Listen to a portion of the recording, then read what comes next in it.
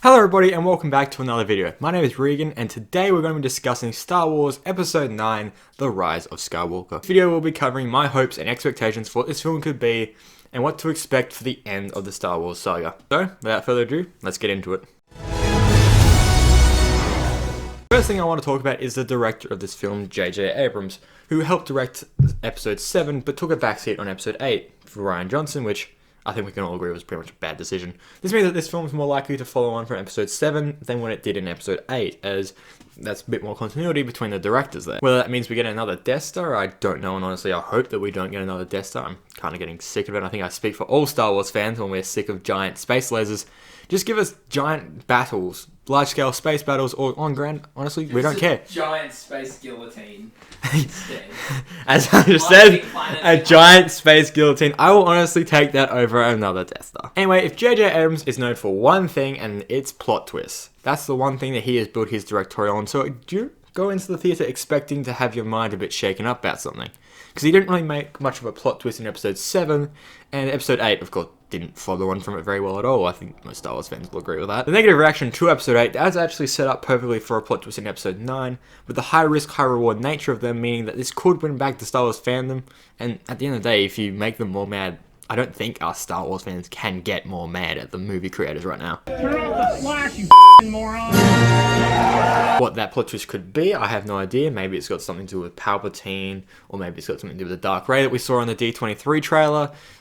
It's anyone's guess at this point until the film actually comes out, or we get some sort of big leak, which I probably wouldn't say anyway on this channel just to save the spoilers, but you know, keep your eyes out for spoilers actually, by the way guys, just making sure.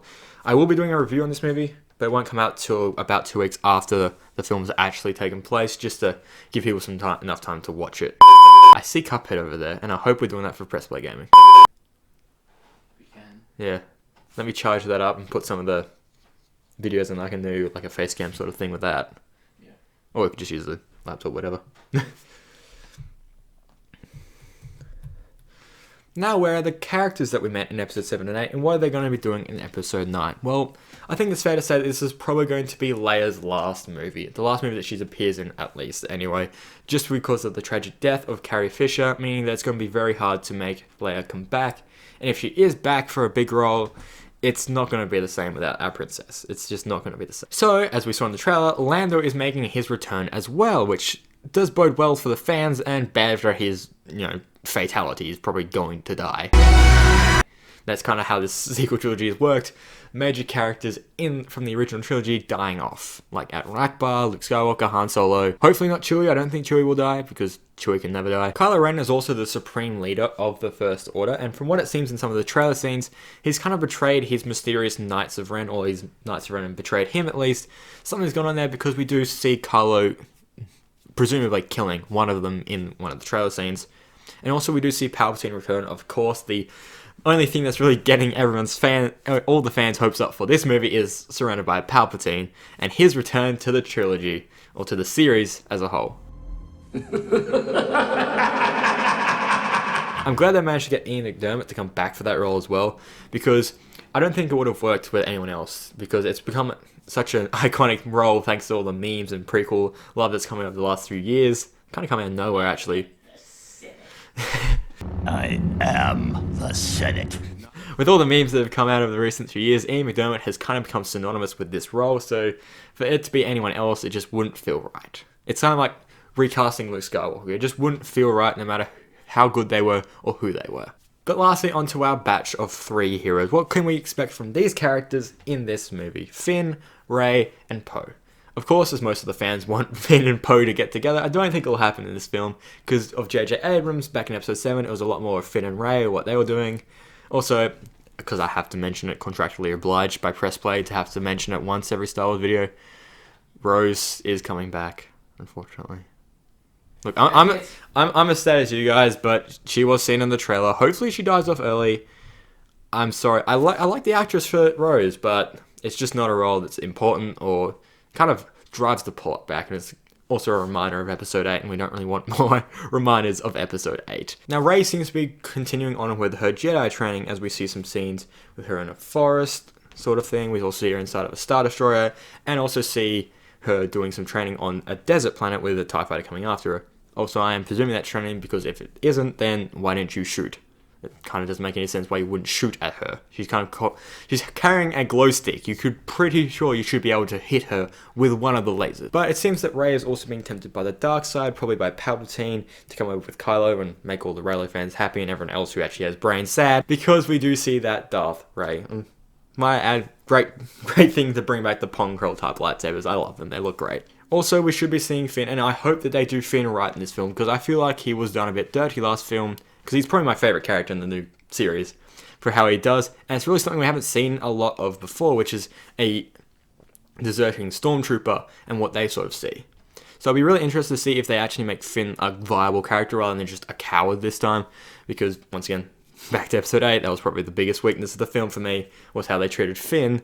So I'll be glad to see if they can bring back the Finn from episode 7 that I saw and fell in love with. Don't take that out of context. Now I want to talk about a plot line for this film. What type of plot can we expect to see in episode 9? Well, it's likely to follow on the Return of the Jedi type of style, with the First Order having some sort of big weapon they need to destroy, or some big fleet that they need to blow up in order to save the galaxy. And the Resistance is kind of in a bad spot after what happened in episode 8, so we should be seeing a lot more gathering together for that final climactic space battle that we do see. Also, would like to point out that this has been seen in many trailer breakdowns, that the Ghost is seen in the episode 9 trailer, which does mean that we will likely see at least references to the Ghost crew from Star Wars Rebels. Maybe even seeing Ahsoka, which would be a nice tie-in to get her into the movies, but not sure how. On the First Order side of things for this plot, their plot for this movie is quite simple. Give Emperor Palpatine as much screen time as possible to make the fans happy, and have some big weapon that we've never seen before, aka not a Death Star. I don't care what you call it, don't bring back a Death Star. We don't want it. Finally, I want to talk about the importance of this story. Why is episode 9 so important, and why am I devoting an entire episode to hopes and expectations for a film that doesn't really have a lot of hype around it, considering what's happened in the past with the sequel trilogy? Well, that's because it is probably the most important film that we have seen for a long time in terms of Star Wars. In fact, I dare say it's probably the most important film that we have seen since 1983, when Return of the Jedi was released. Even more important than the prequels. Some people are going to be angry at me for saying that. I invite them to be angry. Use your anger. This is because it is the tail end of the series. We will not be touching the Skywalker saga, apparently. Not be touching the Skywalker saga again after this film, and we'll be focusing on other types of plot points. And this is important because in Legends, at least after Anakin was born, the entire Star Wars universe revolved around the Skywalker family, with Anakin to Luke's children, and keep going all the way down to the latest story we had in Legends, which featured Kate Skywalker and Leia's descendants. So if we're going to get any stories that supposedly are in the Skywalker saga, it's probably going to diminish the importance of this film that we have, but right now there's no evidence to say they're going to come back to this type of series and this type of time period in order to continue the story on, at least linearly. Hopefully we get to see a Clone Wars movie that's live action good. With the Old Republic series basically a well-known rumor at this point, I'm not even sure if it's actually been announced or not. There's been a lot of stuff flying around about it.